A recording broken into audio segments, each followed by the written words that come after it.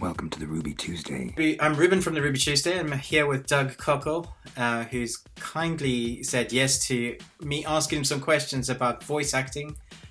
You'll best know him probably from the Witcher game series. Just wonderful. What was your transition? Like, how did you go into voice acting for games from, like, did you have it in your mind going, I love games, I want to be in that role? Or was there something that somebody said? What was the movement? It's like, I'm now going to be a voiceover artist. You know, I never even thought about it. This was early days in games. I'd played some games and things like that, but this was when I did my first video game voiceover. It was 1999, autumn of '99, and I had just finished graduate school, and my wife and I had moved to England from the US just for a year. It was literally a very temporary thing, and I was in a play at York Theatre Royal, and up in York, England. And I invited agents and casting directors to come see the play. It was Glass Menagerie, and I played the gentleman caller. And this agent came to see the play, and she liked my work, but didn't quite know what to do with me. So she said, "Well, let's stay in touch, and we'll see what happens." So we stayed in touch, and 3 or 4 weeks later, she called me up and said, "There's this video game casting over in Harrogate with a company called Outsource Media, young company." The games industry, in terms of voiceover, was very young at that time.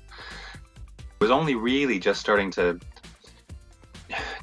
emerge that they wanted actors to voice things and have storylines that needed to be voiced as well. So I went along to this audition, and Outsource Media was based in a farmhouse at that time in Harrogate, just outside Harrogate, England. And I met Mark Esdale, who was the head of the company, and I auditioned for this role, Cal, in Independence War II. And it was my first time in front of a mic in that way, certainly acting on mic like that.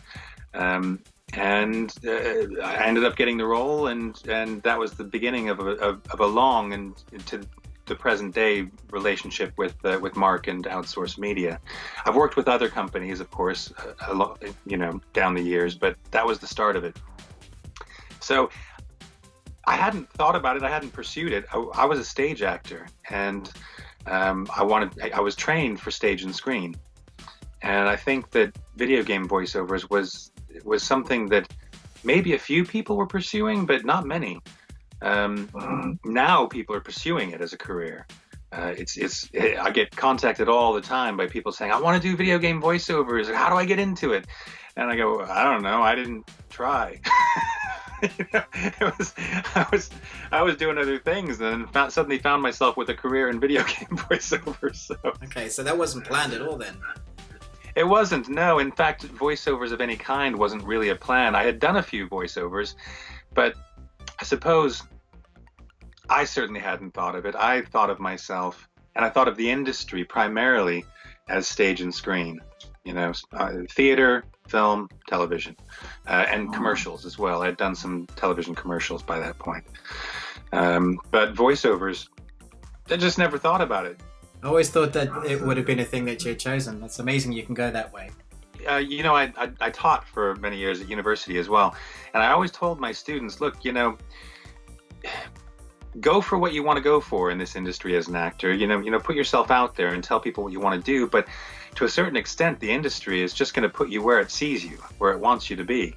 And I think that's partly what happened with me. I have a good, strong voice. It has some, a particular unique character to it. And so it found its way into an industry, and the industry went, "Hey, we like that. Let's have that." So I think to a certain extent, if you're an actor, there's an element of the industry will put you where it wants you, no matter how hard you're trying to do something else. It might be that something, but equally, it might go, actually, there's a place for you over here, and you have to kind of be open to that opportunity. What would be some top tips or things not to do for those, like you say, you have students and then they come and ask you, "Oh, I want to be a voice actor. How do I do that?" But knowing what you know now, you must have some sort of I'm never going to do that again, or I know a really good way to do this? What would you say to someone? Well, I usually ask questions first. If someone comes to me and says, I want to be a voice actor, how do I do it? I say, well, first thing I say is, well, do you have any acting experience already? And you'd be surprised how many people don't. So I think it's indicative of our culture. Quite often, people think that acting is, you just do it. And some people do. That is true. That happens. But some people just become accountants as well. I don't know. But I think there's a misconception that acting is just play, and that it's it doesn't take serious training, effort, technique, etc. The people who succeed without training and experience are few and far between. And the people who seem to have succeeded without experience or training actually have some experience or training. It's just non-conventional. So I always ask people, do you have any acting experience of any kind? Amateur dramatics, acting classes in high school, have you done anything?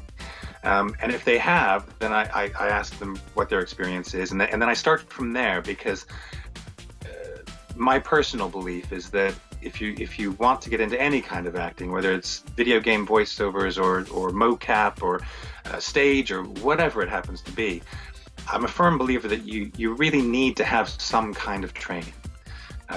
Because there's a lot more to acting than standing up on stage and speaking. There's speaking correctly, there's projecting, there's how you work with the audience, there's how you work with props, how you work with other actors, and there are various techniques for tackling those things. And then of course there's the factor of just sheer raw talent. No matter how much technique you have, if you don't have at least a modicum of talent, it's not gonna work. You look like you can handle yourself. Equally, you could have loads and loads and loads of talent bursting out of your ears, but if you don't have at least a little bit of technique, then that talent is just, it's unformed and it's unpredictable. And that's not good either, because in this industry, time is money. So you have to deliver when action is called. So yeah, I always start from there. I ask questions. What's your experience? What have you done so far? What research have you done already? Because I often find that I point people in the same direction. A lot of times they come to me, and I've heard this from other voice actors who are established as well. People come to me and they ask me, well, how do I get into voice acting? And I say, well, what research have you done? I haven't really done any research. I just thought I'd ask you. And I go, well, the internet is an amazing tool. Go Google voice acting. How do I become a voice actor? And you'd be surprised how many times I say that to people. There is loads of information out there, loads and loads and loads of it. In the UK, there are two fantastic organizations, actually, the VoiceOver Network and Gravy for the Brain. And both of them, Gravy for the Brain is mostly online, and the VoiceOver Network is more of a networking thing, but they have online materials as well. And you can join either of them. Gravy for the Brain has a thing where you can join for a month and have access to the majority of their online tutorials and things like that. So there's things like that are fantastic for someone starting out who just needs to know the basics. But also just, if you just search online for how to get into voice acting or how to do voiceover acting, you get pages and pages of online materials. So start there, because it's already been done. And be careful, look for people who have established followings and things like that, because there are materials out there that are misleading or are leading you towards a paid subscription that may not be as helpful as other paid subscriptions. So there are the same pitfalls as anything else online, but start there. And then on occasion I have someone approach me who is a trained actor, who has worked in stage or film or television or all three, and is trying to break into this particular niche market. Sorry, We're near a military base, so that, I believe, is a C-47 transport plane flying overhead.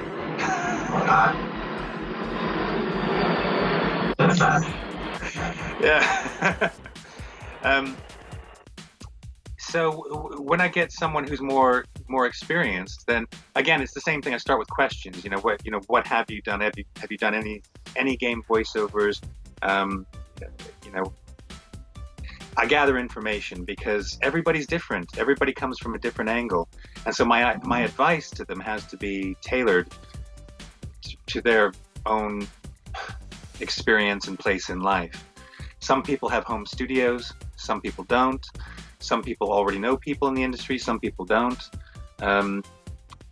Some people have had private acting lessons, others have gone to university and have a degree. It all depends. And some people I can't advise because they start to ask me about things that I haven't done myself. And I can only say, well, my understanding of it is this, but I have not actually experienced that myself. So, Any last words? that's all right. That's all right. I know you're going to edit this, so I'll pick my nose if I need to. You can leave that in if you want. Okay, so here's one question I haven't really heard asked a lot when it comes to voice acting. How different is the auditioning process? Sorry, really getting into nitty-gritty. From like your acting roles for a film or TV, but for voice acting, I imagine it's quite different. Like, how do you audition for something like that? Is it just, again, reading lines? Or do you have to stand in front of a mic? Do they want to hear like the inflection of your voice? What is the process? Is it really different or is it the same? Well, it's different and very similar. With theater, usually nowadays there's a workshop of some kind. There's an initial audition where you do a monologue or something like that, or not. Sometimes you just get invited to a workshop audition, and then quite often there is some kind of workshop audition. The concept of ensemble is quite ensemble being the group working together is quite big, and so a lot of theater companies, especially smaller theater companies, they want to get actors together in a room and see how they work together. Film and television, it's fairly typical. They send you sides where you get invited to an audition. They send you sides, little bits of script that you have to memorize. You go to the casting director's office. You stand in front of the camera. You slate. You say your name, your agent, stuff like that. Sometimes you have to do profiles or hands or whatever they're, depending on if it's a commercial or whatever the role is. And then you record the scene a couple times to camera. And then if you get called back, sometimes you get called back to work with another actor, sometimes, not always. You get called back to meet the director quite often, especially if it's a significant role, not necessarily a lead, but a named main character in the film or television project. The director always wants to meet those actors. With voiceovers, it can be a little bit different, and I suppose partly because I have an established name in the games voiceover industry. It's not uncommon for me to be cast in absentia. So because the voiceover studios have clips from me doing voices for a lot of different games, and they have my voice reels as well, often when they're casting, they'll share initial ideas with people, with the developers, and from those initial ideas, sometimes I'm cast. Victor Vran is an example of that. I don't think I officially auditioned for Victor Vran. What happened was Wired Productions and Haemimont Games went to outsource media to cast for the voiceover actors, and somebody at outsource media went, yeah, based on what they want, I think Doug might be a good suggestion. And because of my connection to The Witcher, and they're fans of The Witcher as well, and they liked what I did in various other projects, so I was cast, which was great. So there was no actual audition, or rather, having done many games before was my audition for Victor Vran.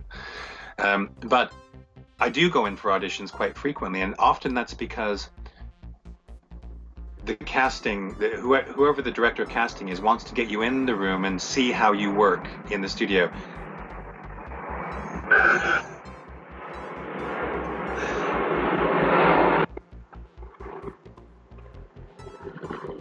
We'll just wait a moment. The flight paths are all obviously, sometimes they come over the house and sometimes they don't. So, going back to casting, I do often go in to do a casting for video games. Sometimes it's because they're doing mocap. How do you choose to die? As well. So I recently auditioned for a game, and they wanted to see how I physically approached the character. So I was in front of the camera and acting and stuff like that. So yeah, it's different. Sometimes you don't get the sides for voiceovers for games. Often you do, most often you do, but sometimes you don't. Sometimes you just get a description of the character, and then you show up in the studio, and on the screen are the lines, and then you work with the director who's casting the project, and just in the moment you play with different ideas, which is good fun. And that's actually something I really enjoy about voiceovers, is that there's an element of improvisation, informed improvisation. In most actors who do improv understand what I mean. It's all informed. You don't just stand up and start going. You have a framework that you're working within, and then you have a play. And there's a certain element of voiceover acting that's like that, because you can't possibly read the entire script before you go into the studio to start recording. They're often just too big, or you don't have the whole script. So you're meeting. You often know the character beforehand because you've recorded them before, like with Geralt and Victor Vran. The first recording session is where you get to know the character, but then subsequent recording sessions, you already know the character. You're learning what the character's narrative is. So it's not like a play or a screenplay where you read the play and the screenplay and you understand the full storyline and the character arc and everything else. With games, you're often discovering that along the way, which is quite exciting, because then it's evolving for you, the actor, as it will evolve for the player. Please like and subscribe to Ruby Tuesday.